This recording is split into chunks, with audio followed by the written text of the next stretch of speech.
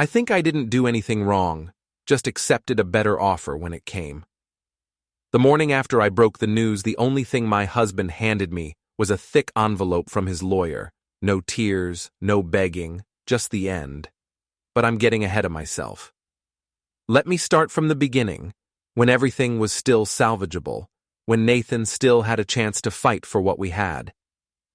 The kitchen felt colder than usual that evening, despite the warm September air drifting through the open windows. I was preparing dinner for the kids. Ava, my 9-year-old, was doing homework at the counter while 6-year-old Elliot played with his toy cars on the floor. Nathan had just walked in from work, his laptop bag slung over his shoulder, that familiar, distant look in his eyes. "How was your day?" I asked, not really expecting much of an answer.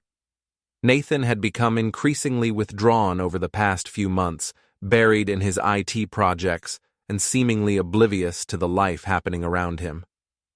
"Fine," he mumbled, loosening his tie. "Long meeting with the development team." I stirred the pasta sauce with more force than necessary. "Sarah's engagement party is this Saturday. I told her we'd both be there." Nathan paused halfway through checking his phone. "This Saturday? I thought I might catch up on some work."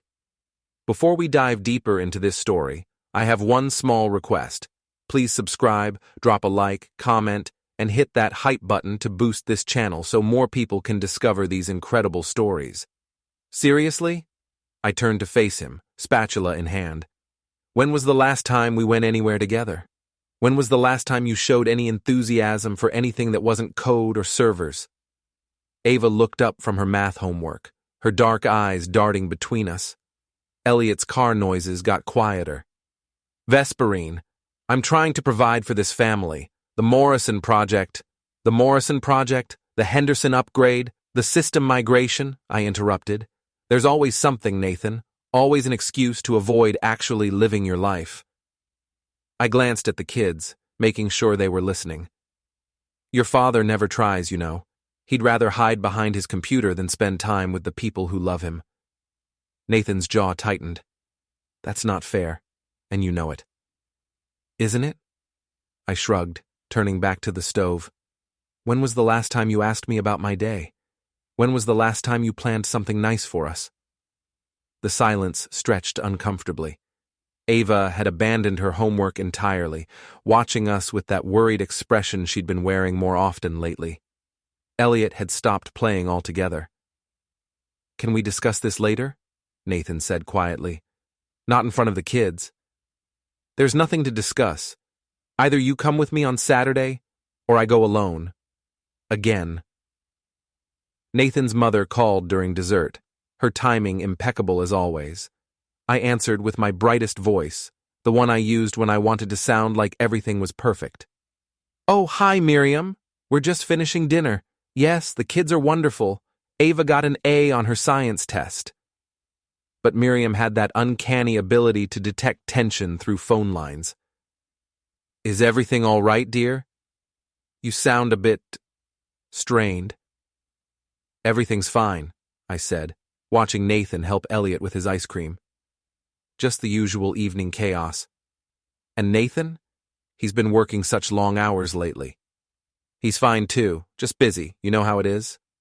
After I hung up, Nathan was loading the dishwasher with mechanical precision. The kids had scattered to their rooms, leaving us alone with the weight of unspoken grievances. "Your mother worries too much," I said. "Maybe she has reason to." I was about to respond when my phone buzzed on the counter. A text from Dom. "Hope you had a better evening than I did. Janelle's in one of her moods again." I quickly typed back, "Not really. Sometimes I feel like I'm married to a ghost." Nathan was wiping down the counters, his back to me, but something in his posture had changed. Had he seen the screen? I slipped the phone into my pocket. Later, after the kids were in bed, I was scrolling through social media in the living room when another message came through. "I wish I was the one coming home to you." The words sent a flutter through my chest. When was the last time Nathan had said anything remotely romantic? When was the last time he'd made me feel wanted, desired, appreciated? I was so absorbed in crafting my response that I didn't notice Nathan in the hallway, watching from the shadows. By the time I looked up, he was gone. Saturday afternoon found me at Meridian Cafe downtown, surrounded by the familiar comfort of girlfriends and gossip. My sister Kira had joined us, which always made me feel more confident. She had a way of making everything seem more legitimate, more reasonable. "So Nathan's not coming tonight?" asked Jessica, stirring her latte. "Of course not," I sighed dramatically. "He's catching up on work, as always." "Men," muttered Sarah, though she was practically glowing with engagement bliss. "At least he's providing, though. That's something." "Is it, though?" I leaned forward, warming to the topic. "I mean, what's the point of having money if you never have a life, if you never have fun or adventure or passion?" Kira raised an eyebrow. "Passion? Since when is that your primary concern?" "Since I realized I'm 32 and I feel like I'm living with a roommate instead of a husband." The words tumbled out, each one feeling more justified than the last. "Do you know that Dom Fry, you remember Dom, Nathan's friend from university, he texts me more in a week than Nathan talks to me in a month?" "Dom Fry?" Kira's voice had a warning edge. "Nathan's friend Dom?" "He's just being friendly," I said quickly, though my cheeks warmed. "But it's nice to have someone actually care about how my day went, someone who notices when I get a haircut or wear a new dress." "Vesperine," Kira started, but I was on a roll. "I'm not saying I'm looking for anything. I'm just saying that maybe if Nathan put in half the effort Dom does just being a friend, I wouldn't feel so invisible in my own marriage." Jessica and the others nodded sympathetically. It felt good to finally voice these frustrations, to have people understand what I was going through. "You deserve better," said Michelle. "You deserve someone who appreciates you." "Exactly." I pulled out my phone to show them Dom's latest message, something sweet about hoping I was having a good day. "See? This is what caring looks like. This is what effort looks like." Kira was studying my face with that penetrating look she'd inherited from our mother. "Vesperine, be careful. You're talking about Nathan's friend, and you're married." "I know I'm married," I snapped. "Trust me, I'm reminded of it every day when I wake up next to someone who barely acknowledges I exist." "That's not what I meant, and you know it." Before I could respond, I heard a sharp intake of breath from behind me. Janelle Fry stood near the cafe entrance, her face pale and her eyes blazing. She'd obviously heard enough of our conversation to piece things together. Our eyes met for a moment, and I saw something that made my stomach clench. Not just anger, but recognition. Understanding. She knew.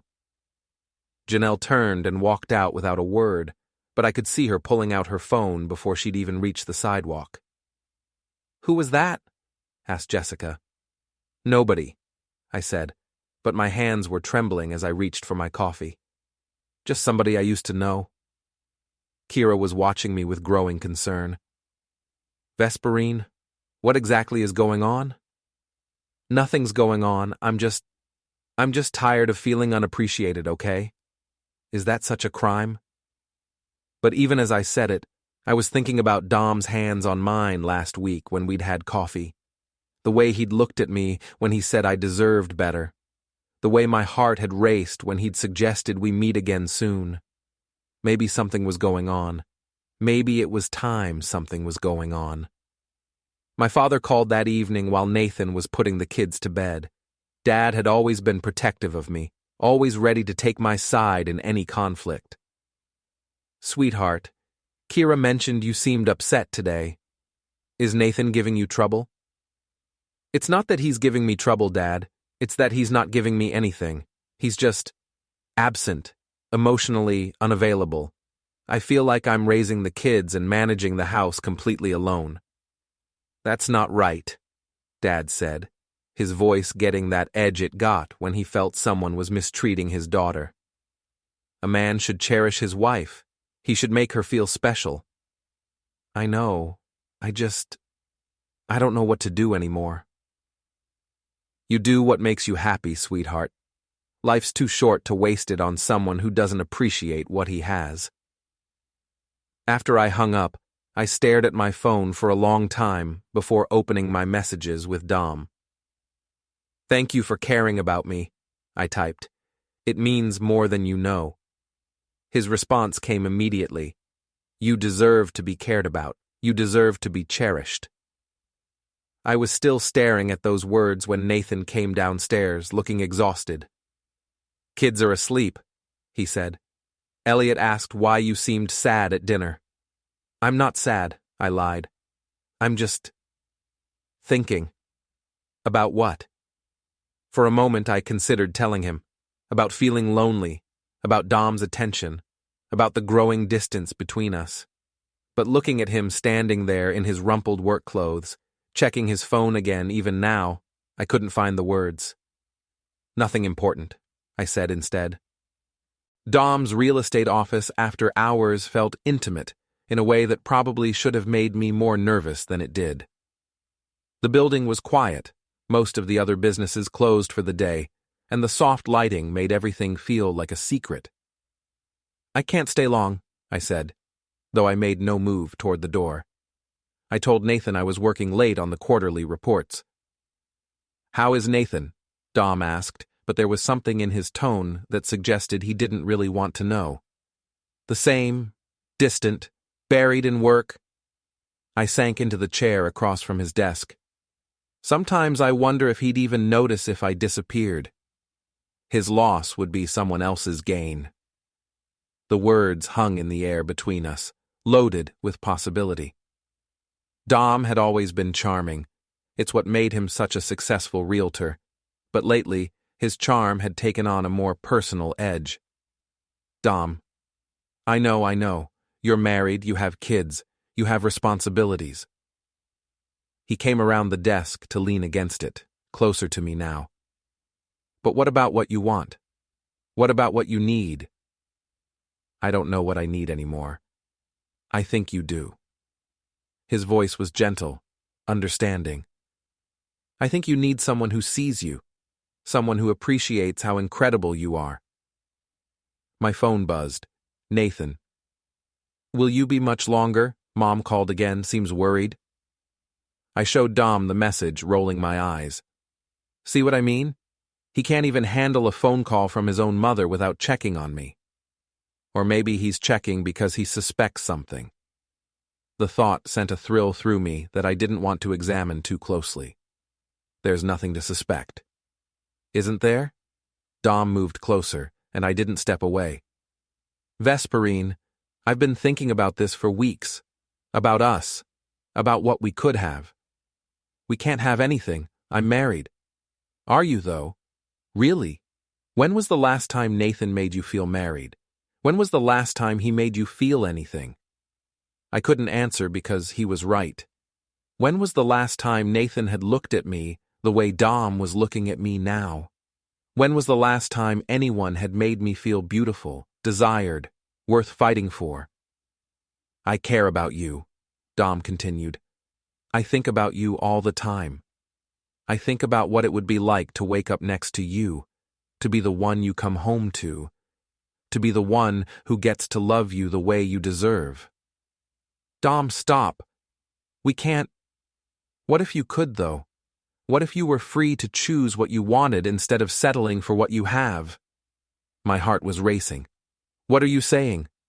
"I'm saying that if you were really done with Nathan, really, truly done, I would marry you tomorrow.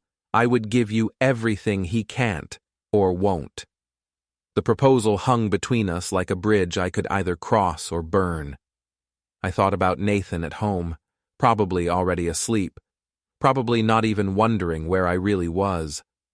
I thought about the kids, confused by the tension they could feel, but couldn't understand.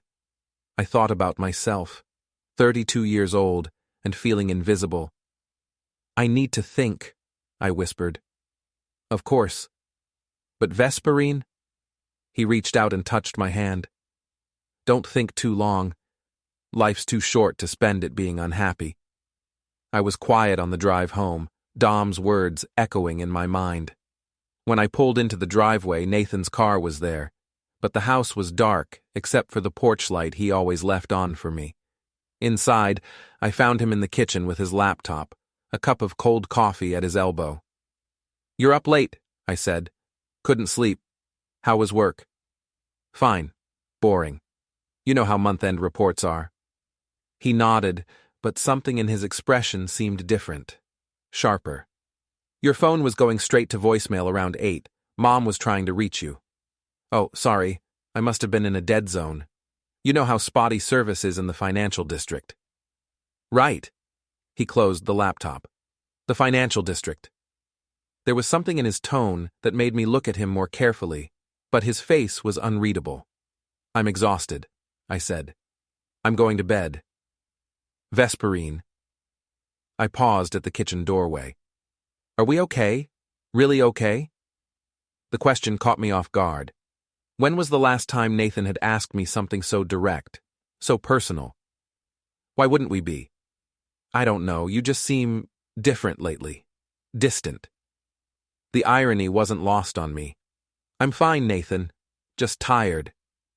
But as I lay in bed that night, staring at the ceiling while Nathan slept beside me, I couldn't stop thinking about Dom's proposal, about the life he was offering, about the choice I was suddenly faced with.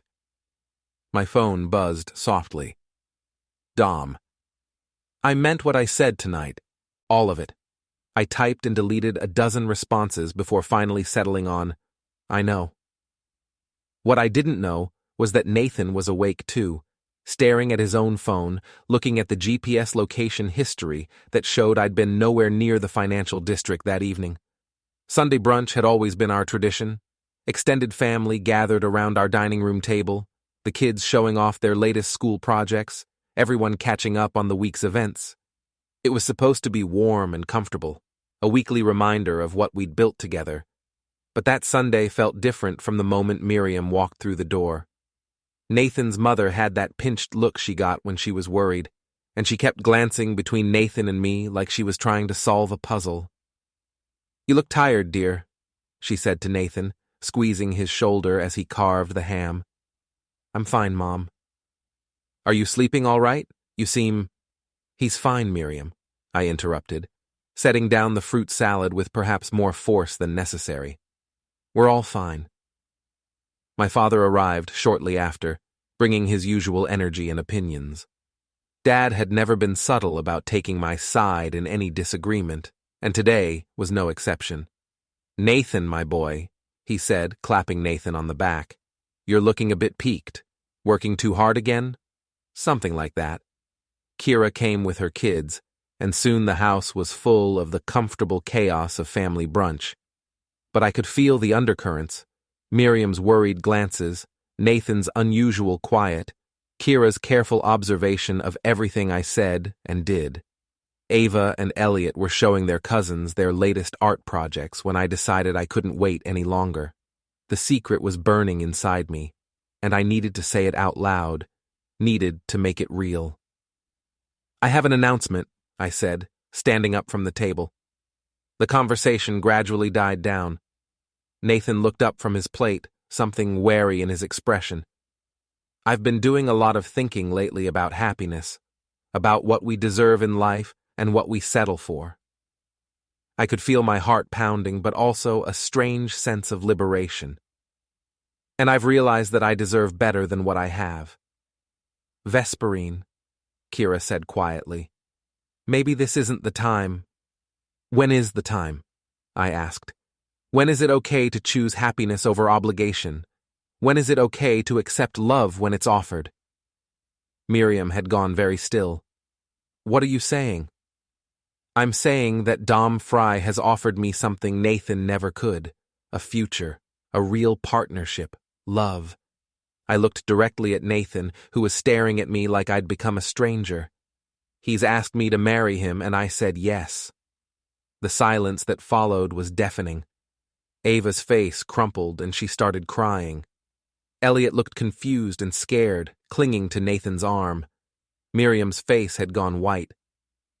"You said yes?" Dad's voice was uncertain, like he wasn't sure if he should be proud or concerned.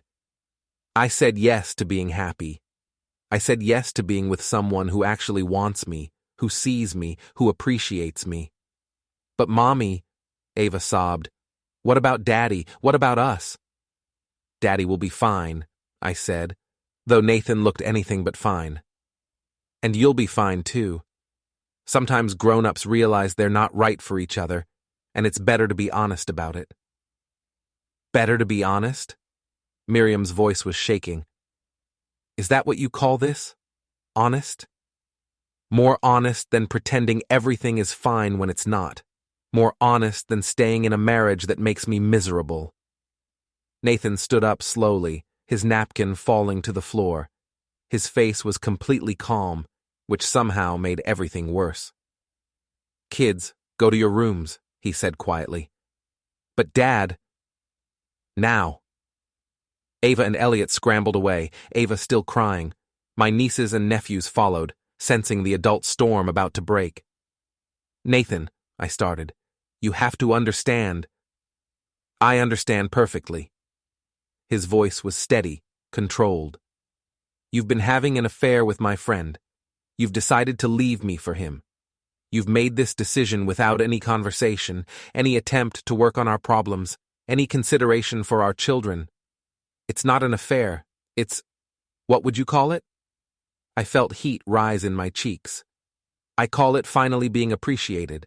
I call it finally having someone care about me. And the lies? The sneaking around? What do you call that? I call it protecting everyone's feelings until I figured out what I wanted. Miriam made a sound like a wounded animal. How could you do this? How could you do this to him? To those children? I'm not doing anything to anyone. I'm choosing to be happy. Why is that so wrong? Because you're destroying a family. Miriam stood up, her hands shaking. Because you're breaking your children's hearts. Because you're betraying someone who loved you. Loved me? I laughed, though it sounded harsh even to my own ears. When? When did he love me? When he was working 16-hour days? When he forgot our anniversary? When he stopped seeing me as anything other than the person who did his laundry? That's not fair, Dad said, but even he sounded uncertain now. Isn't it? Nathan, tell them. Tell them when you last planned a date night. Tell them when you last told me I was beautiful. Tell them when you last acted like you were glad to be married to me. Nathan was quiet for a long moment. When he spoke, his voice was very soft. You're right. I haven't been the husband you wanted. I've been focused on work, on providing, on what I thought was important. But I never stopped loving you. I never stopped being committed to this family. Commitment isn't enough. Apparently not. He looked around the table at the wreckage of our family brunch. You'll be hearing from my lawyer. And then he walked out, leaving me standing there with his devastated mother, my confused father, and my sister, who was looking at me like she didn't know who I was anymore.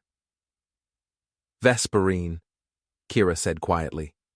What have you done? But I lifted my chin, straightened my shoulders. I had chosen happiness. I had chosen love. I had chosen a future with someone who wanted me. I refused to feel guilty about that. Even as I heard Ava crying in her room upstairs, even as I saw the pain in Miriam's eyes, even as I watched my family fracture around me, I told myself I had done the right thing. I had chosen happiness. The law office of Taylor and Reeves occupied the 15th floor of a downtown high-rise, all glass and steel and the kind of understated elegance that whispered expensive. I sat in the waiting area, checking my phone and trying to project confidence, while Nathan met with his attorney in the conference room. I'd brought my own lawyer, of course, Rebecca Martinez, who specialized in family law and had assured me that I had rights, that Nathan couldn't just steamroll me because I'd found someone who made me happy. Remember, Rebecca had said on the drive over, you've been a devoted mother and wife for years. You deserve fair treatment, regardless of the circumstances of the separation. The circumstances of the separation. Such a clinical way to describe falling in love. When we were finally called into the conference room, Nathan was already seated across from a woman in her 50s who introduced herself as Patricia Taylor. Nathan looked different, sharper somehow, more focused than I'd seen him in months. "Mrs. Lay," Patricia began, "we're here to discuss the terms of separation and eventual divorce proceedings. My client is seeking primary custody of the minor children, as well as appropriate division of marital assets." Primary custody? I felt my confidence waver. That's ridiculous. I'm their mother. A mother who has chosen to leave the family home to be with another man, Patricia replied calmly. A mother who announced her affair and engagement plans in front of her traumatized children. It's not an affair. Nathan and I were already having problems. Were you having problems on September 15th, when you told your husband you were working late, but were actually at Dominic Fry's office until 10:30 p.m.? I felt the blood drain from my face. How did you... Or September 8th, when you claimed to be at a work dinner, but your GPS showed you at the Riverside restaurant with Mr. Fry? Rebecca leaned forward. My client's whereabouts are not... Actually, they are. Patricia slid a folder across the table. When a spouse is conducting an extramarital affair, it becomes very relevant to custody and asset distribution. I opened the folder with shaking hands. Inside were printouts of text messages, my text messages with Dom, screenshots of GPS locations, bank records showing charges at restaurants and hotels on days when I'd told Nathan I was elsewhere. How did you get these? Nathan spoke for the first time since we'd sat down. You left your laptop open last Tuesday. Your messages were synced. You went through my private conversations? I went through evidence of adultery and deception that affects my children's welfare. I felt like the room was spinning. Nathan, you have to understand. I wasn't happy. We weren't working. So you decided to have an affair instead of talking to me about it. I tried to talk to you. You were never available, never present. I was working to support our family. I was trying to build something stable for our kids. While ignoring your wife, Patricia cleared her throat. Mrs. Lay, these emotional justifications don't change the legal facts. You committed adultery. You lied repeatedly to your spouse. You've caused significant emotional distress to your children. I looked at the evidence spread across the table. Months of secrets laid bare. Months of careful deception exposed in black and white. This isn't fair, I whispered. What's not fair, Nathan said quietly, is what you've done to Ava and Elliot. Ava hasn't stopped crying since Sunday. Elliot asked me if it was his fault that Mommy doesn't want to live with us anymore. The words hit me like physical blows. That's not... I never said I didn't want to live with them. You said you were marrying Dom. You said you were choosing happiness. What did you think that meant? I looked around the room, at Patricia's professional sympathy, at Rebecca's growing concern, at Nathan's steady, disappointed gaze. I want to work something out, I said finally. Joint custody, fair division of assets. I'm not trying to hurt anyone. The time to worry about not hurting anyone was before you started the affair, Patricia replied. Now we're in damage control mode. The meeting lasted another hour, with lawyers discussing custody schedules and asset valuations and all the clinical details of dismantling a life. But I barely heard any of it. I was thinking about the folder, about how thoroughly Nathan had documented my betrayal, about how completely I'd underestimated him. When we finally left the conference room, Nathan and I found ourselves alone in the elevator. I never meant for it to happen this way, I said. How did you mean for it to happen? I don't know, I was so lonely, Nathan. I felt invisible. So you made yourself visible to my friend instead of talking to your husband? The elevator doors opened, but neither of us moved. I'm not the villain here, I said. We were both unhappy. Were we? I thought we were just going through a rough patch. I thought we were both working hard and tired and maybe taking each other for granted. I didn't know you were planning your exit strategy. It wasn't an exit strategy. It just happened. Nathan finally stepped out of the elevator. No, Vesperine. It didn't just happen. You chose it.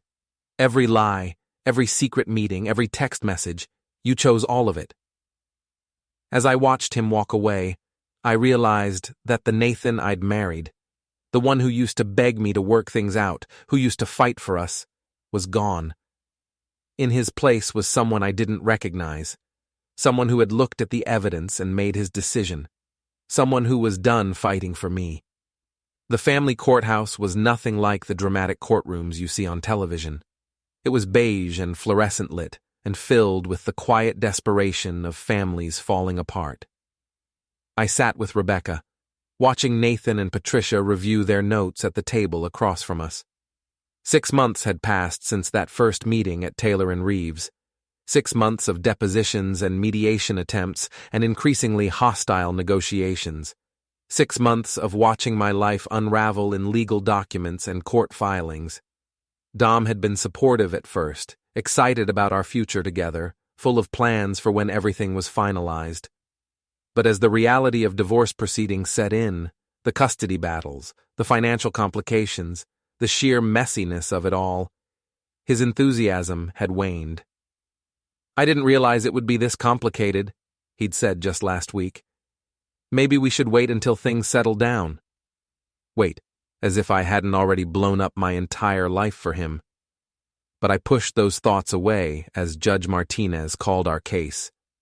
This was it, the final hearing that would determine custody, asset division, and the official end of my marriage. Your Honor, Patricia began, my client seeks primary custody of the minor children based on the mother's documented pattern of deception, adultery, and emotional abandonment of the family. Rebecca stood to object, but Judge Martinez held up a hand. I've reviewed all the evidence, counselors. Mrs. Lay, I'd like to hear from you directly. Can you explain your decision to engage in an extramarital affair while your children were living in the family home? I stood on shaking legs. Your Honor, my marriage was failing. I was lonely and unhappy, and when someone showed me kindness and attention, I made mistakes. But I love my children. I would never do anything to hurt them intentionally. Yet you announced your affair and engagement plans in front of them during a family gathering? My cheeks burned.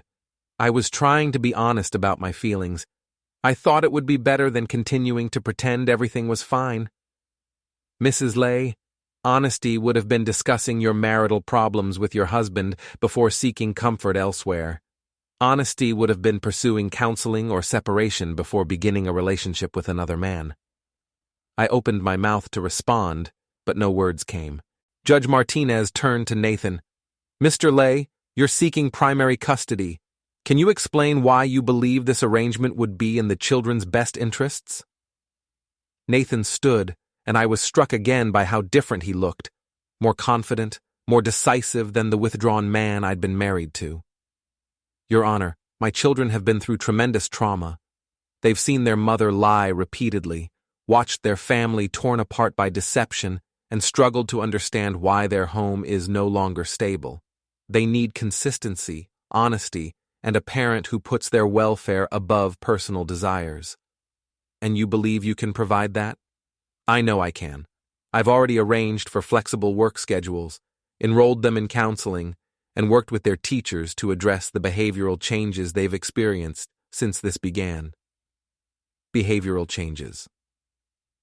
I thought about Ava's recent grades, about Elliot's nightmares, about the way they both seemed to shrink when I tried to hug them. Mrs. Lay, the judge continued, what arrangements have you made for the children's care and stability? I looked at Rebecca, who nodded encouragingly. Your Honor, I'm prepared to provide a loving home for my children. Mr. Fry and I are planning to marry, and we can offer them stability and— Mr. Fry? Judge Martinez consulted her notes. The same Mr. Fry who was married when this relationship began? The same Mr. Fry whose own wife filed for divorce citing adultery? My stomach dropped. That's different. His marriage was already over. According to whom? Mrs. Lay, Do you see a pattern in your choices? Do you see how your decisions have affected not just your own family, but another family as well? The courtroom was completely silent. I could feel everyone's eyes on me, Nathan's, the lawyers, the court reporters. Even the bailiff seemed to be watching with disapproval. I just wanted to be happy, I whispered. At what cost? Judge Martinez asked.